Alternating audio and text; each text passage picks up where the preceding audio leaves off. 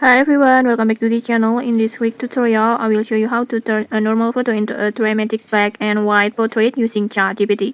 First, just open ChatGPT and then go to menu and then go to image, and then next just choose the dramatic styles at the style sections. This one, just tap on it, and then next just choose your photo from your gallery, or you can also take a new photo from your camera. In here, I will just choose a photo from my gallery, and then next just choose your photo that you want to transform. For example,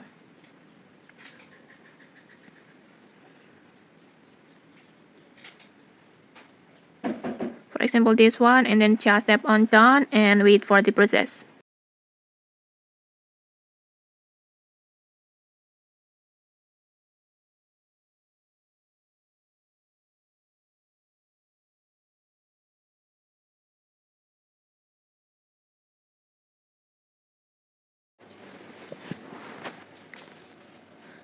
And okay, like this, your dramatic black and white photo is ready.